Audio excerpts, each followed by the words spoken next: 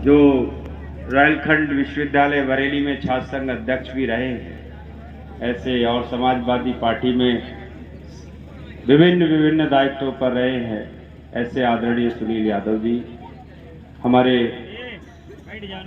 इस विधानसभा के प्रभारी डॉक्टर सुधीर मल्होत्रा जी और योगेश्वर भगवान कर्मयोगी लीलाधर भगवान कृष्ण की जन्मभूमि से मुझे आशीर्वाद देने आए हैं, ऐसे डॉक्टर डीपी गोयल साहब ये मथुरा से चलकर मुझे अपना आशीर्वाद और सहयोग देने आए हैं।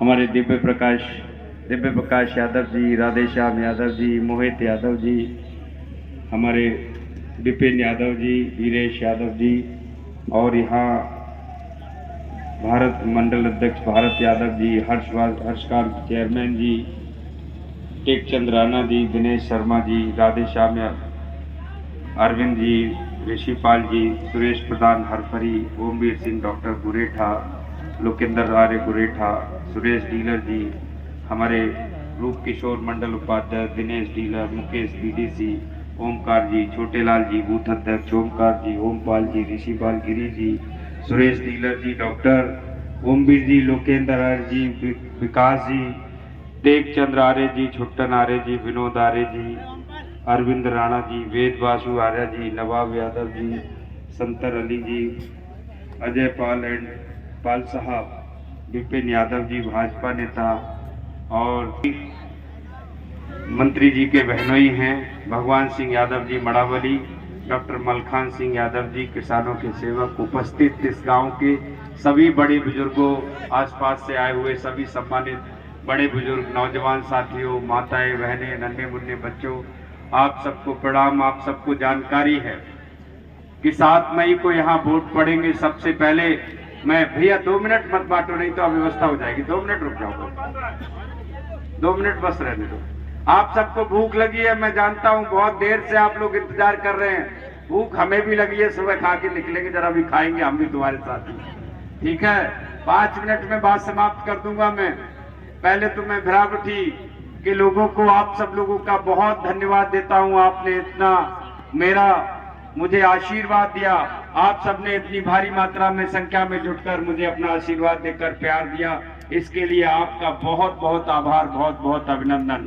7 तारीख को वोट पड़ेंगे। आप सब जानते हैं लोकतंत्र में वोट के माध्यम से चुनने का अधिकार है, और जब चुनने का अधिकार हो तो हम सबको अच्छा चुनना चाहिए। अच्छा चुनना चाहिए, नहीं चलना चाहिए। अच्छे की पहचान कैसे होगी? अच्छे की पहचान किए गए कामों से उसकी पहचान होगी। तो कामों की तुलना करनी चाहिए। आपको ध्यान में होगा 2014 में प्रधानमंत्री नरेंद्र मोदी जी देश के प्रधानमंत्री बने। उससे पहले देश में कांग्रेस की लंबे समय तक प्रधानमंत्री रही, अनेकों प्रधानमंत्री बने। उनमें से एक प्रधानमंत्री श्री राजीव गांधी बने।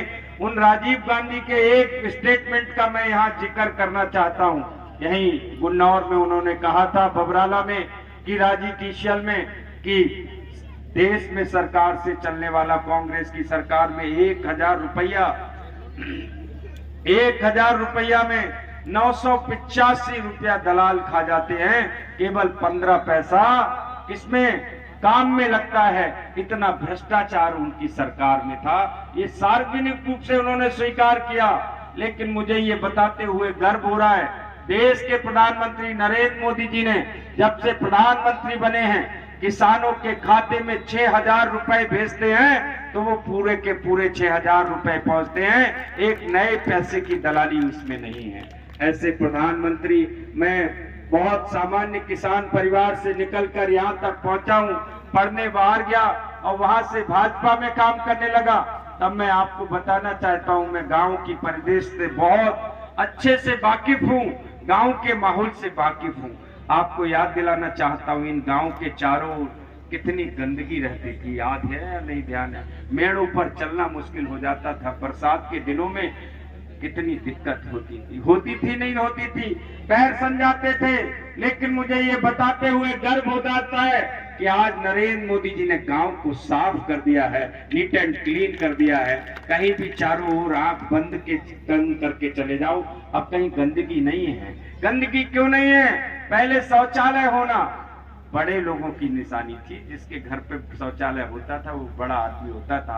अब मोदी जी ने हर आम आदमी के घर पर शौचालय बना दिया, इज्जत घर बना दिया है। बनाया नहीं, कोई जाति नहीं देखी, कोई धर्म नहीं देखा।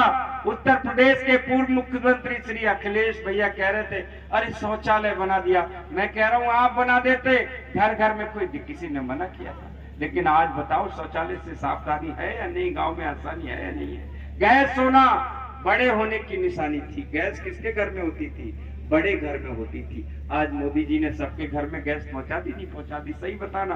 किसी की जाति तो नहीं पूछी, किसी का धर्म तो नहीं पूछा।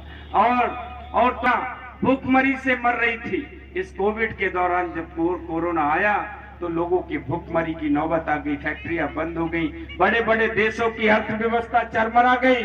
लेकिन मोदी जी ने कहा हर घर को फ्री राशन मिलेगा।